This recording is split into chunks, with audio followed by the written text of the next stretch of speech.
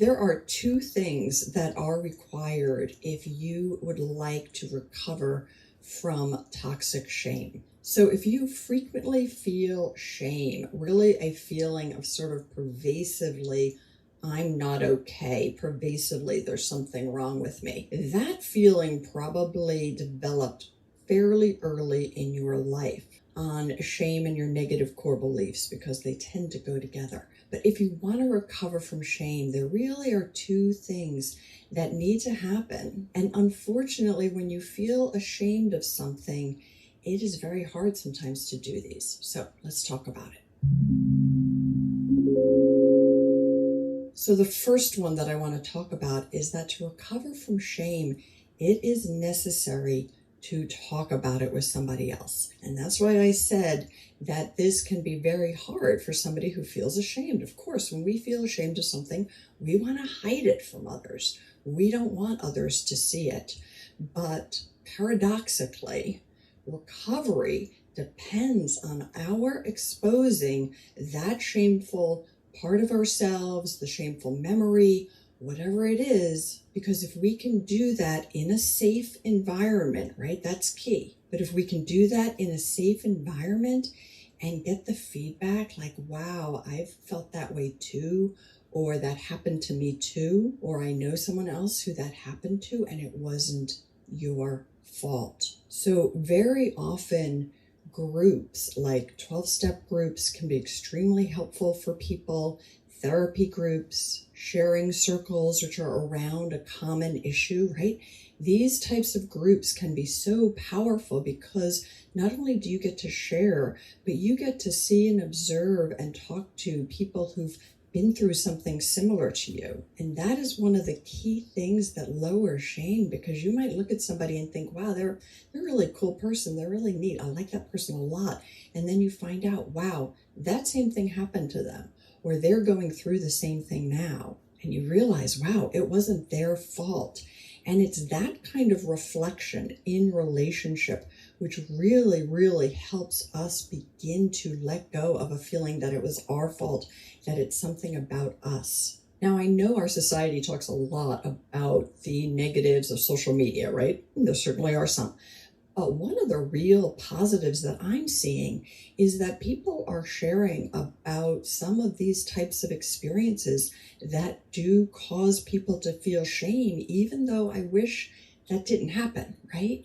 So people very often feel ashamed of a mental health issue or an anxiety issue or depression or trauma, particularly childhood traumas. And the internet right now is a place where people can hear from others that they're experiencing this also. And then another key area where sharing your shame can really help with the healing of it is in therapy. Now, obviously with a good therapist, because I do hear from people that they've had therapists who weren't great. But most therapists are very well-meaning, are very open, and are very empathetic and trained to listen to people's difficulties.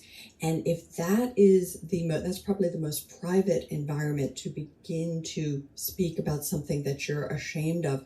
And that can be very, very healing. So the number one thing that has to happen is to talk about it to somebody who is safe and empathetic. And then the second thing that has to happen is for you to examine where these feelings of shame came from and be willing to question your interpretation of things, right? Particularly when we go through something as a child, we are interpreting it with the mind of a child. Children's frontal lobes aren't fully developed, right? Children may lack the perspective of a grown-up.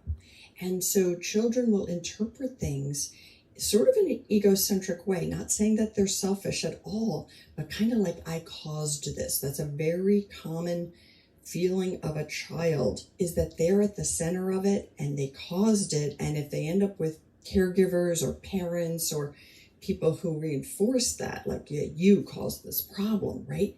That kind of shame goes very, very deep.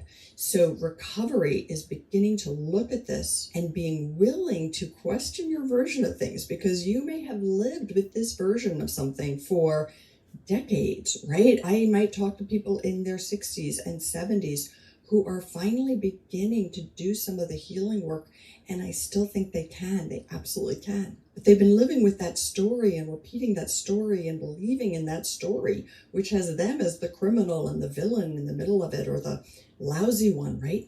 And so being willing to question your version of things, super important. And the other reason this is a key, and you might have to listen to this again to like really begin to let this sink in, but children will choose shame instead of blaming a parent. And that can actually be the safer emotional choice for that child, unfortunately. But if a child is in a situation where the parent is doing something or the caregiver is doing something wrong, really admitting that and seeing it could be very threatening to that child, right? That child is dependent on that parent. So the child's own psyche keeps the child attached by the child taking on the shame. So I know this might be very hard to sort of really take in, but there may be an element where the shame kind of protected you, or at least that was its original purpose. Maybe misguided, maybe not, right? Situations differ. But the original purpose of that was to protect you. But unfortunately, carrying it forever has not protected you. So I really encourage you, if you're struggling with shame, to reach out, right? Reach out to a support group, reach out to a 12-step group, if there is one that matches what you are struggling with. If you are interested in therapy, reach out to a therapist. The reason you're not getting better, even though you work hard at healing from past trauma, might just be because you keep talking about it.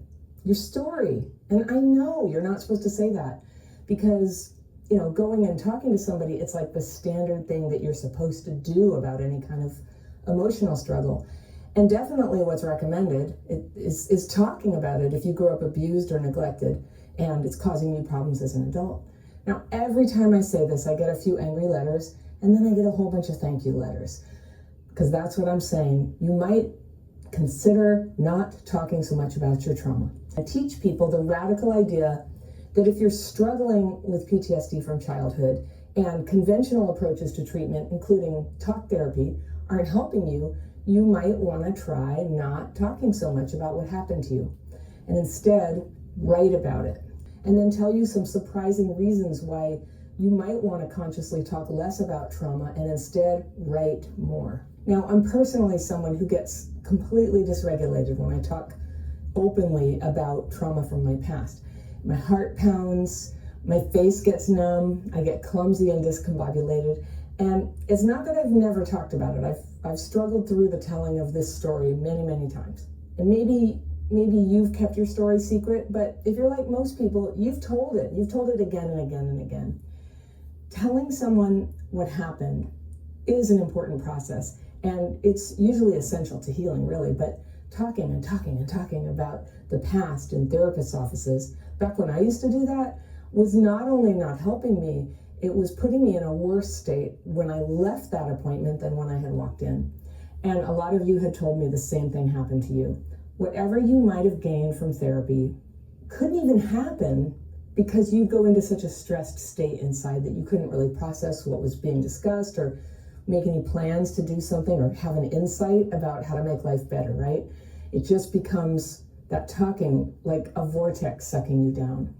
And then one day I was able to stop because I found a completely different approach to healing that was not based on talking, but based on writing. Now, this was a technique I could use myself, and I could do it anywhere I wanted or wherever I happened to be.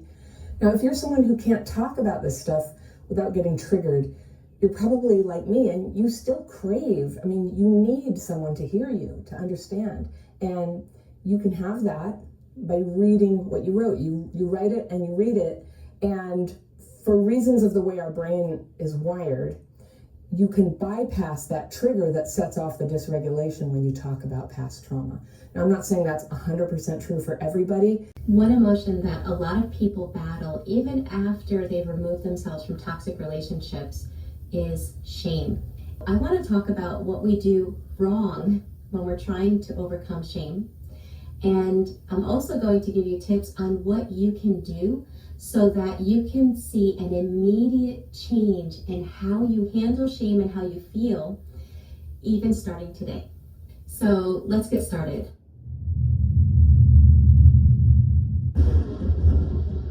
Dedicated to helping people to break through subconscious programming so that they can become their authentic self. So with that in mind, what do we do wrong when we're trying to overcome these intense feelings of shame? What we do wrong is we try to stifle the emotion. We try to reject the emotion. We try to not feel it.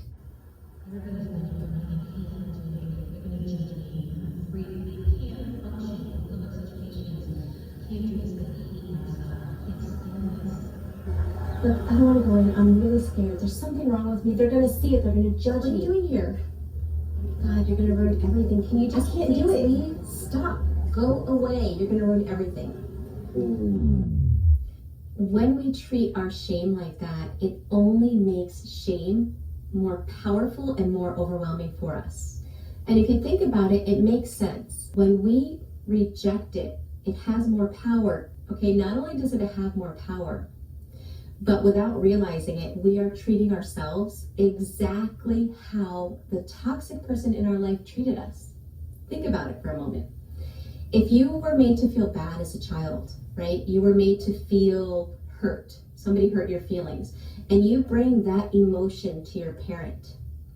If your parent was toxic, that parent invalidated, rejected, and ignored your feelings. They made you feel invisible, and worse, they made you feel bad for even having that emotion.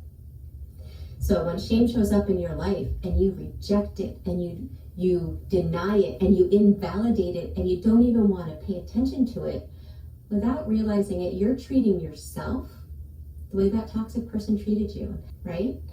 So we see that that way of treating shame doesn't work. So here's the new way. Here's a better, more effective way that can help you to start feeling a change, a shift immediately.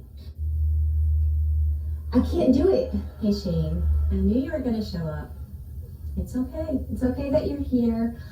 I understand why you're here. I mean, you've been made to feel like there's something wrong with you for so long. I get it. It makes sense. And that wasn't fair to you. You didn't deserve that. You know what? I'm going to be with you the whole night. It doesn't matter what other people think. It's okay that you're here. I love you. I've got your back. Even if you're scared, I'm going to be with you the whole time.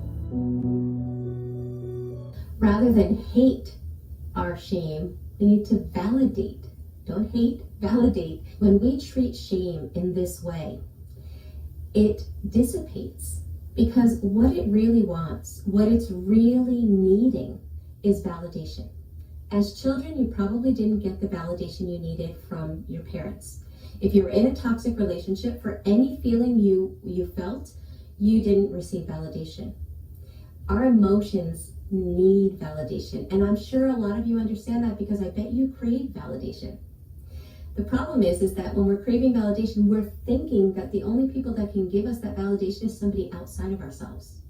What we don't realize is the power of self-validation, and what our emotions and feelings need is our own self-validation. Invalidated emotions are like trapped emotions that are trapped inside of us because we didn't have the emotional maturity or the emotional literacy to understand what was going on. Shame was deflected onto us and we didn't know that it wasn't ours, and we soaked it up. Or maybe the toxic person in our life constantly hurt us and made us feel shame, right, by what they said or how they treated us. So it was constantly put inside of us, and we didn't understand why, and we didn't know how to work through it. So when I first started, what I would do is I would imagine that the shame that was coming up in the present, the shame that I was feeling in the present moment, often had nothing to do with the woman that I was now or today. And it had to do with unresolved shame from the past. So in a way, rather than hating shame when it would come up, or rather than dreading if it was going to come up, I began to view it as an opportunity to heal past pain. So when you view it that way, you change, first of all, how you feel about it when it does show up. And second of all, you treat yourself so much better because you realize that this is a piece of you from the past that is still hurting because the shame is trapped. It's trapped inside. It hasn't been processed and released. With your shame, you are seeing, hearing, and caring about it. You're validating it, and you're processing and releasing it. And it is so powerful. What it does is it heals that past pain. It calms you in the moment because the shame doesn't overtake you anymore. You feel more in control of yourself. You feel more confident because you're integrated now. You're not divorcing parts of yourself. You're not shoving parts of yourself into the shadow. You're whole, you're loving yourself, and you're in a stronger place inside. Have you ever felt like you struggle with beliefs like, I'm bad, there's something wrong with me, I'm flawed, I'm not good enough, I'm unworthy? If so, then you probably struggle with toxic shame. Now, shame in and of itself is not good or bad. It's just an emotion. It's a normal, basic emotion. But toxic shame is different. There's nothing healthy about it. Healthy shame causes us to feel bad about ourselves, not only something that we've done, but also feeling disappointed with ourselves, but it motivates us to take action, to repair, to care about people, to change, to grow from the experience. Toxic shame causes us to implode. It's almost like we see the badness in ourselves so close up that we can't see anything around it. We lose hope. We feel like we can't do anything to change the situation because we are just that bad that there's no hope. And so it causes us to shut down and to be stuck staring only at our flaws with no way out. So our emotions are accompanied by sensations, and shame is one of the most difficult sensations to feel like you can tolerate. It's the lowest vibration of all emotions, and it just feels so heavy and so uncomfortable. If you were made to feel shame when you were small, then your nervous system views the sensation of shame as a threat because you were so young, you were so small when you felt it. It was so overwhelming that your nervous system wound up compartmentalizing it just so that you didn't have to feel it because it felt so overwhelming. And so when we're feeling shame as an adult, our nervous system remembers it from when we were a child, and it doesn't think we have the capacity to be with it. So what tends to happen is shame starts coming up in our body, and our nervous system flings us into either fight, flight, freeze, or fawn to try to keep us from feeling that sensation. So the reason I bring this up is because in order to heal from toxic shame, or to get to the place where we can feel it to heal it, we have to have that capacity to have it be able to come up in our body without going into a trauma response or without our midbrain or survival brain taking over. So the wrong way to heal it is to try to just pulverize it or shove ourselves forward despite it, ignoring it. So what some people do that is wrong is they start trying to regulate out of it. They'll feel shame coming up and they'll do an exercise that changes their emotional state. So there are things I can do that will change the state of emotion in my body. I can go from shame to peace. I can go from shame to laughter and joy, but that doesn't mean I healed the shame. It means I pushed it aside and I helped my body to go into a different emotion. And again, there are times we need to do that when we don't have time to work through and process an emotion. But changing your state isn't healing the toxic shame. Now, people that have had maybe good enough parenting where they were allowed to have strong emotions, which, by the way, what infant or toddler does not have strong emotions, right? They go into anger, they go into frustration, they go into sadness, they go into joy and laughter. And if they were allowed to have those strong sensations and have somebody compassionately help them when they were struggling in a strong sensation, then they have the ability to allow an emotion to come up and to be with it.